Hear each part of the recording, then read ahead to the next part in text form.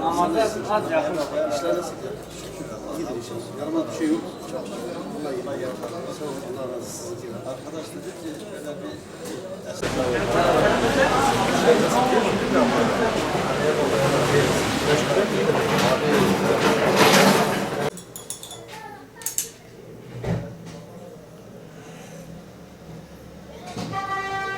bir Mustafa Karaçorlu 60 seneden fazla oldu, yani 60 sene üstünde aşağı değil. Bu mesleği yapıyorum yani. 12-13 yaşından beri yapıyorum yani. En aşağı 4-5 sene çıraklık oldu. Ondan sonra kalfalık oldu. Tekrar askere gidip geldikten sonra dükkan açtık. Şu güne kadar çalışıyoruz yani. He.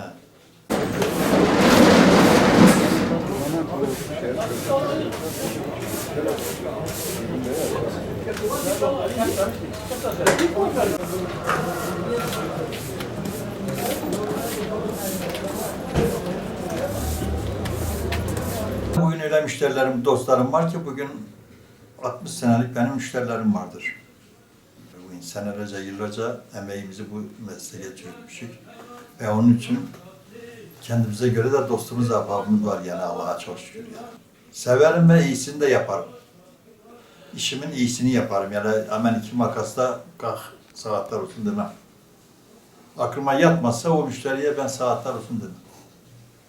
Bugün ben şimdi şu andaki gençlerimiz var ki 10 dakikada saç sakal tıraş ediyor. Ben onu kabul etmiyorum.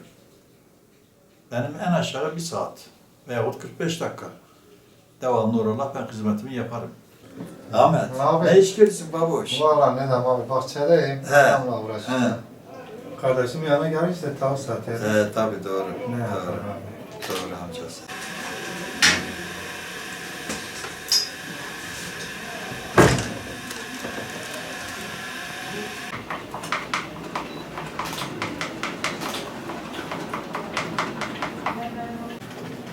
Vay abi.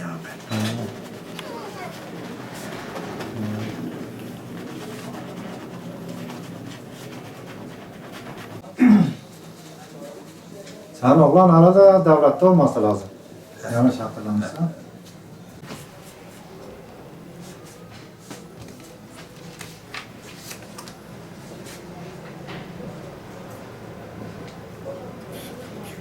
Dertleşirsin, konuşursun, muhabbet edersin. Yani bu tabii ki esnaflığın görevidir. Ne kadar sanatkar olursan ol, her şeyin başı ahlak. Ahlak olmadı mı, esnaflık istersen ne güzel bir esnaf olursan ol, sanatkar olursan ol, boş. Ahlak önemli. Ben şimdi mesleğimi sevmesem, ben boş veririm. Boş verdiğin zaman da işin sonu olmaz. Huzursuz olursun, aç kalırsın. Kimse gelmez. Benim hani kaşıma gözüme şey değil, muhakkak ki sanatıma gelir, ahlakıma gelir. Tamam abi, Allah'a emanet olun kendine. Eyvallah. Buyur.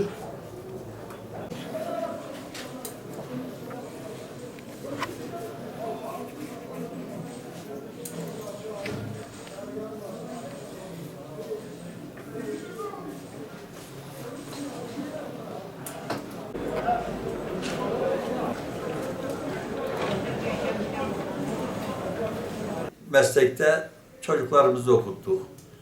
Bu yanda ben Nicevan'ında evimi, çağaçolumu idare ettim. Dezgah, dükkanın mülkiyetini aldım. Bu hep meslekten yani. Benim yaşımda şu anda benden yaşlısı yok. Yaş 78. Ama çok şükür, Rabbime şükür, gözlerim de görüyor, elim de kolum da iş tutuyor, ayağım da iş tutuyor. Yani onun için rahatlıkça çalışabiliyorum yani, ekmek paramı kazanabiliyorum.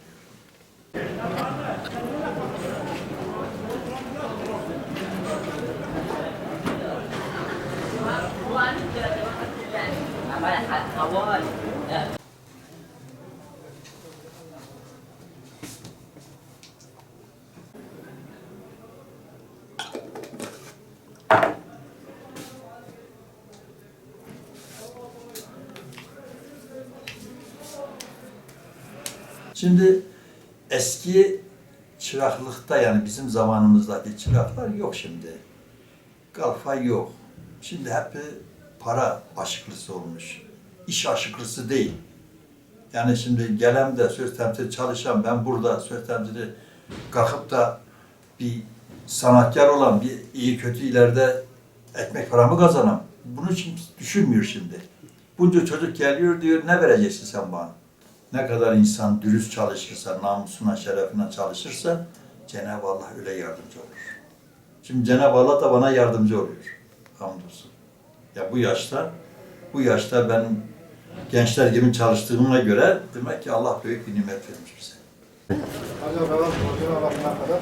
Tamam acaba tamam. Allah'a sağlık. Sağ ol. Allah razı Hadi olsun. güle güle canım. Tamam. Hadi işin rastgele kardeş.